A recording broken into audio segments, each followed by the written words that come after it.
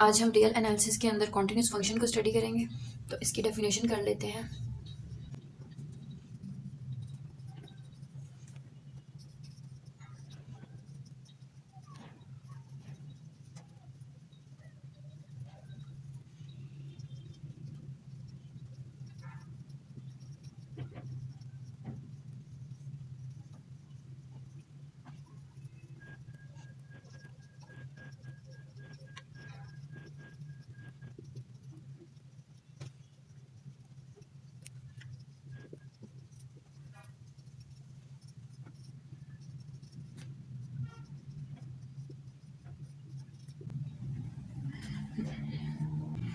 Definition है हमारे पास, let A is the subset of R.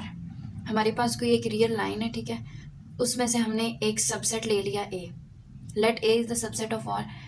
Let F from A to R, एक function define है A से आर तक, और हमने एक पॉइंट सी कंसिडर कर लिया जो कि इस ए से लिया गया है, ठीक है, वो कहीं से भी हो सकता है। फॉर एग्जांपल ये हमने सी पॉइंट ले लिया।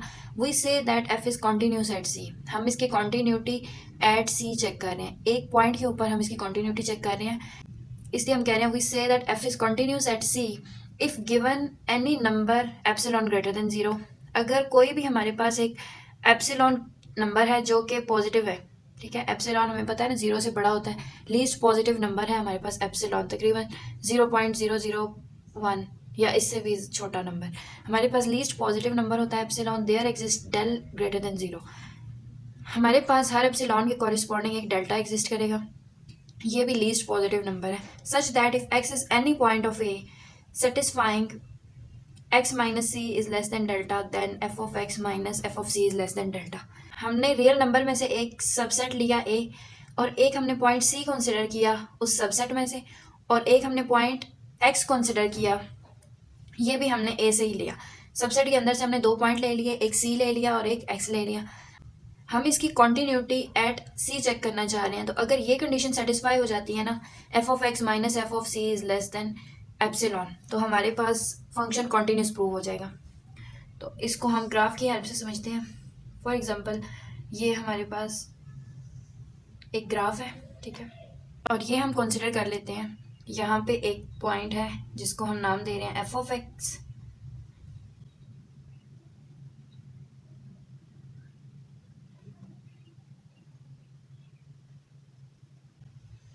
ये हमारे पास पॉइंट एक्स है और ये पॉइंट सी है।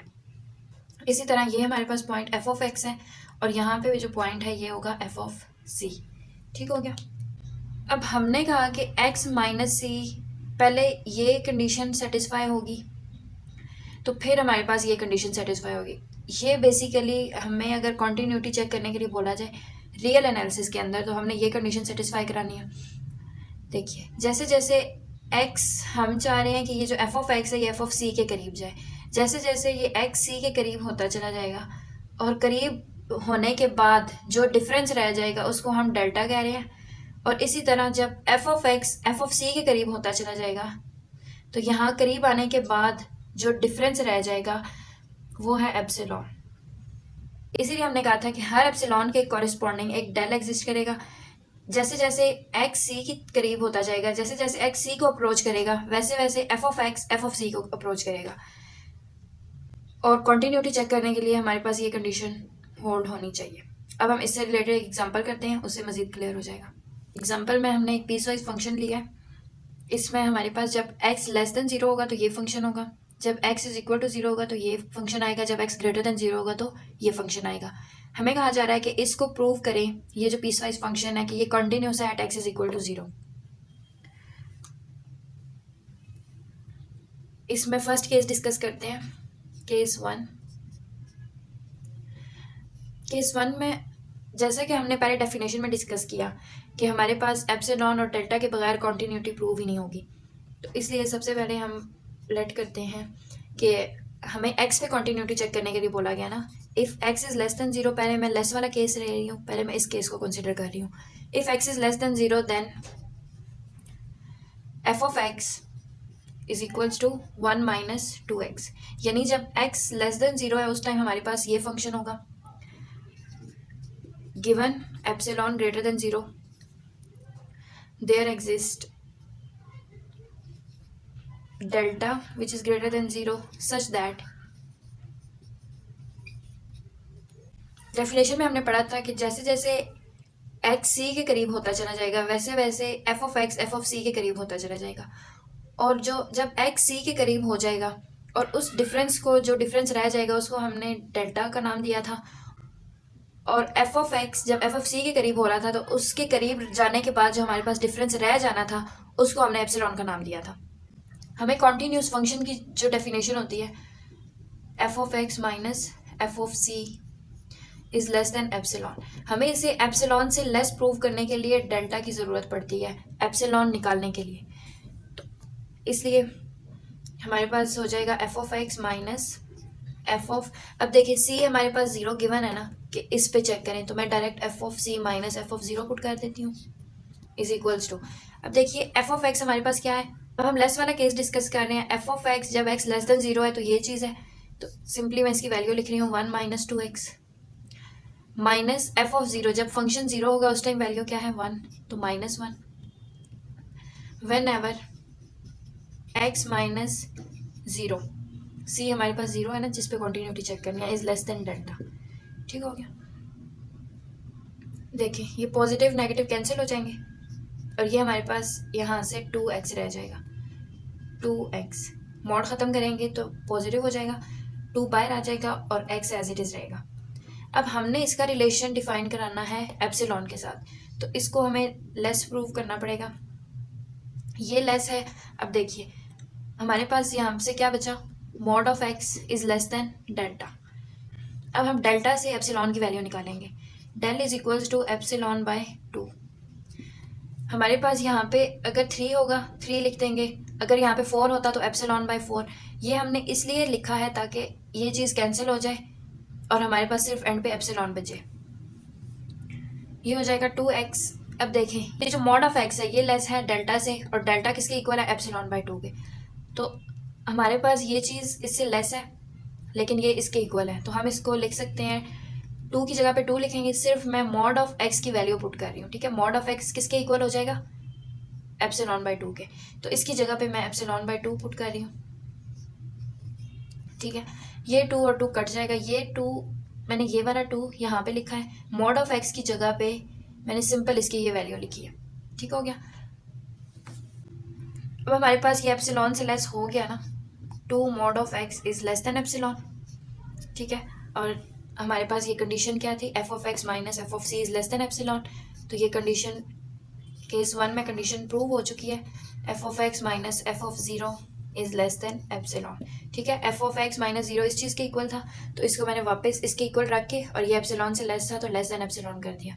यहाँ पे हमारे पास केस 1 प्रूव हो चुका है। अब हम सेकंड केस को डिस्कस करेंगे जिसमें x ग्रेटर देन 0 है। नेक्स्ट केस डिस्कस करते हैं जिसमें है if x is greater than 0 then f of x is equals to, जब हमारे पास x ग्रेटर देन 0 है उस टाइम फंक्शन क्या होगा 1 + 3x,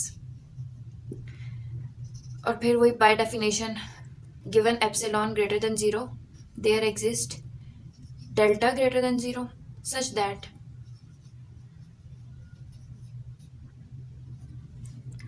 F of x minus F of 0, c हमें 0 गिवन था इसलिए मैंने यहाँ पे 0 पुट किया, इज इक्वल्स टू, अब एफ ऑफ एक्स की जगह पे इसकी डायरेक्ट वैल्यू पुट कर देते हैं क्योंकि हम ग्रेटर वाला केस डिस्कस कर रहे हैं। ग्रेटर के केस में हमारे पास फंक्शन क्या है 1 + 3x, 1 + 3x माइनस, जब फंक्शन की वैल्यू 0 होगी तब हमारे पास वैल्यू क्या है 1, यहाँ पे 1 पुट कर देंगे तो ये पॉजिटिव नेगेटिव कैंसिल हो जाएंगे। Whenever x minus 0, x minus C था ना, सी हमारे पास 0 है, इज लेस देन डेल्टा, ये हमारे पास आ जाएगा mod of x less than delta. अब हमने इस डेल्टा से एप्सिलॉन की वैल्यू निकालनी है, ये हमारे पास 3 कांस्टेंट है बाहर आ जाएगा और मॉड सिर्फ x पे अप्लाई हो जाएगा। अब इसको हमने लेस कराना है एप्सिलॉन से by definition, is equals to epsilon by 3, यहाँ पे 3 था इसलिए मैंने एप्सिलॉन बाय 3 लिखा। अब मॉड ऑफ x लेस है डेल्टा से, और डेल्टा किसके इक्वल है एप्सिलॉन बाय 3 के, यानी मॉड ऑफ x इससे भी लेस हो गया, ये हो जाएगा 3 एज इट इज़, और मॉड ऑफ एक्स किससे लेस था, एप्सिलॉन बाय 3 के, तो ये हो जाएगा एप्सिलॉन बाय 3। ये 3 इस 3 से कट जाएगा और हमारे पास यहाँ से क्या चीज़ बच जाएगी, 3 mod of X is less than epsilon, ठीक है। और ये चीज़ किसके इक्वल थी, mod of F of x minus F of zero is equals to 3 mod of x is less than delta, यानी कि हमारे पास F of x minus F of zero is less than epsilon. ये condition prove हो चुकी है। Case 1 में भी हमारे पास ये कंडीशन सेटिस्फाई हो गई थी, केस 2 में भी सेटिस्फाई हो गई है। So F of x is continuous.